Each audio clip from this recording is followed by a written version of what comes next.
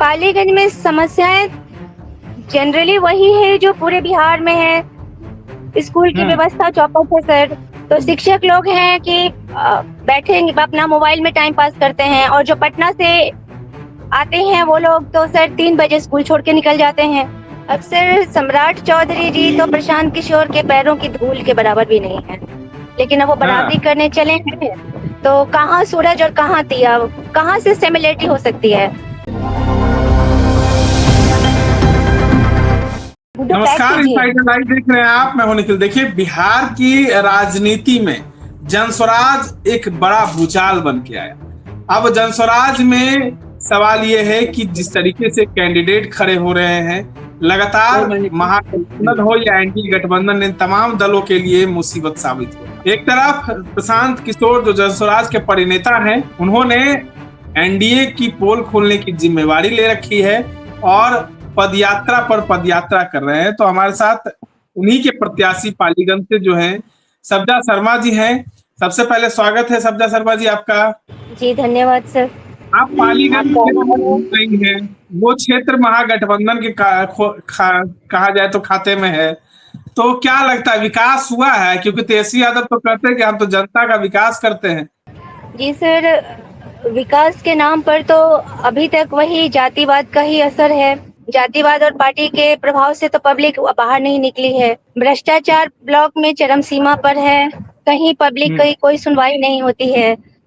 एक मतलब जन्म प्रमाण पत्र को छोड़िए, मृत्यु प्रमाण पत्र भी प्राप्त करने के लिए बिना घूस दिए पब्लिक का काम नहीं हो रहा है। पानी के लिए त्राहिमाम है पूरे क्षेत्र में, तो कौन सा विकास कहेंगे?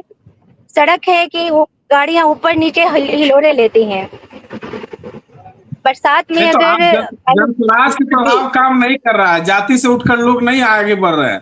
नहीं, अभी जो आप विकास की बात कर रहे हैं कि ये महागठबंधन द्वारा जो विकास हुआ है, तो उस पर मैं रोशनी डाल रही हूँ कि भले हमारे वर्तमान क्या विधायक जेएनयू जनसुराज प्रोडक्ट। पालीगंज में जात पात से उठकर राजनीति करने की विचारधारा जो है वो लोगों में डाल पाया? जी हाँ सर, काफी हद तक।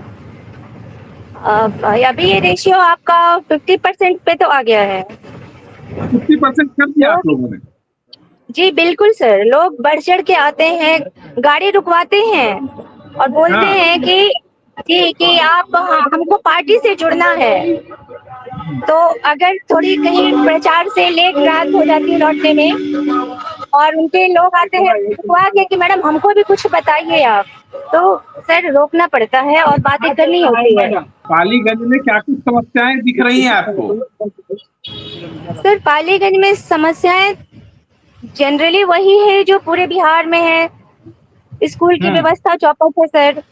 कहने के लिए हम्म। +2 हाई स्कूल है, +2 है तो वहाँ 5-6 शिक्षक होते हैं। हम्म। बच्चों की उपस्थिति मतलब दहाई की संख्या पार करती है मुश्किल से, वो भी 50 तक बच्चे भी नहीं पढ़ स्कूल जा रहे हैं। तो शिक्षक लोग हैं कि बैठेंगे अपना मोबाइल में टाइम पास करते हैं, और जो पटना से आते हैं वो लोग तो सर 3 बजे स्कूल छोड़ के निकल जाते हैं। के लिए मुश्किल वो से 3 बजता है। जो पालीगंज का क्षेत्र है वो विधायक संदीप सौरभ के खाते में है और कहा जाता है कि संदीप सौरभ ने उसका काफी विकास किया है। सीपीआई एमएलए से आते हैं वो। सर संदीप सौरभ जी जिस पार्टी से आते हैं वो उनको पढ़े मालूम पढ़े है। लिखे व्यक्ति हैं। जी पढ़े लिखे जरूर हैं सर, ये तो मैं पहले ही बोली कि उनके अंदर एक जो सोच है कि मैं जेएनयू प्रोडक्ट हूँ, तो जेएनयू प्रोडक्ट आप हैं तो पब्लिक जो बिहार की है उस लेवल से बहुत नीचे है, और आप इस लेवल तक आ नहीं पा रहे हैं। अगर आप सचमुच ही शिक्षा को महत्व देते तो आप कहीं बताएं कि किस क्षेत्र में स्कूल में कभी दर्शन दिए हैं, कभी वो देखने जाते हैं कि हाँ मेरे क्षेत्र में स्कूल में शिक्षक कितने आ रहे हैं, या कि बच्चे स्कूल नहीं जा रहे हैं तो क्यों नहीं जा रहे हैं, या कि स्कूल में क्या संसाधन है। शिक्षा से अगर आप इतने ही, आप तो बहुत भी पढ़े लिखे हैं, तो क्यों नहीं चाह रहे हैं कि आपकी पब्लिक भी, आज की युवा पीढ़ी भी आपसे बराबरी नहीं तो कुछ हद तक तो ऊपर उठे। लेकिन कहाँ कर रहे हैं, रेशियो कहाँ बढ़ रहा है सर? बच्चों के आगे ग्रेजुएशन करने का मुश्किल से इंटर खींच तीर के करते हैं, और जो पास भी हो रहे हैं सर शुद्ध से, अगर उनसे पूछा जाए तो अपनी पूरी फैमिली का नाम वो अंग्रेजी में नहीं लिख सकते हैं, अंग्रेजी क्या हिंदी में भी आप, नहीं। आपके नेता को भी तो नौसिखिया बताया जाता है। आपके नेता नौसिखिया हैं। सम्राट चौधरी जो डिप्टी सीएम है बिहार के, वो कहते हैं कि नौसिखिया है, तो उनके साथ आप लोग अपना कारवा क्यों बढ़ा रही हैं? अब सर सम्राट चौधरी जी तो प्रशांत किशोर के पैरों की धूल के बराबर भी नहीं है, लेकिन अब वो बराबरी करने चले हैं तो कहाँ सूरज और कहाँ दिया, कहाँ से सिमिलरिटी हो सकती है। प्रशांत किशोर जी की देन है कि अपने व्यक्तित्व पर, अपने वक्तव्य पर बिहार को आज एक अलग दिशा, अलग धारा दे रहे हैं, एक तीसरा विकल्प दिए हैं। और सम्राट चौधरी जो फर्जी डिग्री लेकर, बनावटी चेहरा लेकर वो जनता को ठगने का काम कर रहे हैं कि वो 28 साल के बाद 10 साल में सीधे 38 की बजाय सीधे 51-52 साल के हो जाते हैं। तो मतलब कौवा चला हंस की चाल और हंस में मिल जाएंगे ये लोग, सब बगुला भगत। इसलिए मैं इनसे तो उम्मीद ही कुछ करना बेकार है और तुलना भी करना बेकार है सर। चलिए, पालीगंज की उम्मीदवार थी हमारे साथ और किस तरीके से जनस्वराज की तमाम बातों को जन जन तक पहुंचा रही हैं।